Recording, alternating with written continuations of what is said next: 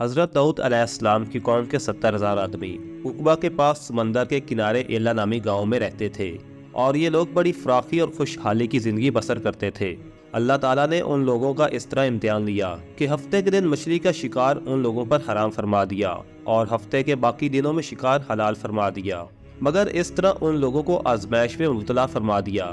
کہ ہفتے کے دن بے شمار مچھلیاں آتی تھیں اور دوسرے دنوں میں نہیں آتی تھی۔ تو شیطان نے ان لوگوں کو یہ ہیلا بتا دیا کہ سمندر سے کچھ نالیاں نکال کر خشکی میں چند ہاؤس بنا لو، اور جب ہفتے کے دن ان نالیوں کے ذریعے مچھلیاں ہاؤس میں آ جائیں تو نالیوں کا منہ بند کر دو، اور اس دن شکار نہ کرو بلکہ دوسرے دن آسانی کے ساتھ ان مچھلیوں کو پکڑ لو۔ ان لوگوں کو یہ شیطانی ہیلا بازی پسند آ گئی، اور ان لوگوں نے یہ نہیں سوچا کہ جب مچھلیاں نالیوں اور حوضوں میں مقیم ہو گئیں تو یہی ان کا شکار ہو گیا،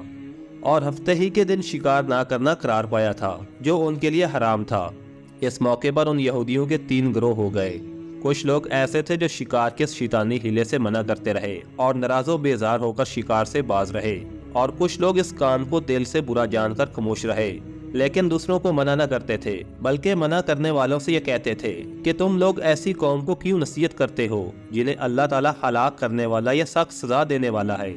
اور کچھ وہ سرکش و نافرمان لوگ تھے جنہوں نے حکم خداوندی کی اعلانیہ مخالفت کی اور شیطان کی ہیلا بازی کو مان کر ہفتے کے دن شکار کر لیا، اور جو مچھلیاں انہوں نے ہفتے کے دن پکڑی تھی ان کو کھایا بھی اور بیچا بھی۔ جب نافرمانوں نے منع کرنے کے باوجود بھی شکار کر لیا تو منع کرنے والی جماعت نے کہا کہ اب ہم ان مسیحت کاروں سے کوئی ملاپ نہ رکھیں گے۔ چنانچہ ان لوگوں نے گاؤں کو تقسیم کر کے درمیان میں ایک دیوار بنا لی اور آمد و رفت کا ایک علیحدہ دروازہ بھی بنا لیا۔ حضرت داؤد علیہ السلام نے غضبناک ہو کر شکار کرنے والوں پر لعنت فرما دی۔ اس کا اثر یہ ہوا کہ ایک دن خطا کاروں میں سے کوئی بھی باہر نہیں نکلا، تو انہیں دیکھنے کے لیے کچھ لوگ دیوار پر چڑھ گئے تو کیا دیکھا کہ سب بندروں کی صورت میں مسخ ہو گئے ہیں۔ اب لوگ ان مجرموں کا دروازہ کھول کر اندر داخل ہوئے تو وہ بندر اپنے رشتہ داروں کو پہچانتے تھے اور ان کے پاس ان کے کپڑوں کو سونگھتے تھے اور زاروں قطار روتے تھے، مگر لوگ ان بندروں کو نہیں پہچانتے تھے۔ ان بندر بن جانے والوں کی تعداد 12,000 تھی۔ یہ سب 3 دن زندہ رہے اور اس درمیان میں کچھ بھی کھا پی نہ سکے، یوں ہی بھوکے پیاسے ہلاک ہو گئے۔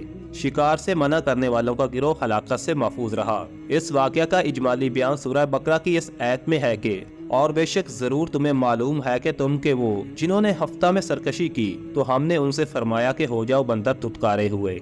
ناظرین کرام، تاریخ گواہ ہے کہ جب بھی کوئی قوم اپنی سرکشی میں حد سے گزرتی ہے تو ذلت اور رسوائی اس کا مقدر بن جاتی ہے، جیسا کہ حضرت داؤد علیہ السلام کی قوم کے کچھ لوگوں نے اللہ تعالیٰ کے احکامات کی نافرمانی کی اور ذلت اور رسوائی ان کا مقدر بن گیا۔ ناظرین کرام، میں امید کرتا ہوں کہ آپ کو آج کی یہ معلوماتی ویڈیو ضرور پسند آئی ہوگی۔ اس طرح کی مزید ویڈیوز دیکھنے کے لیے آپ ہمارے چینل کو سبسکرائب کر دیں۔ Thanks for watching and keep subscribing.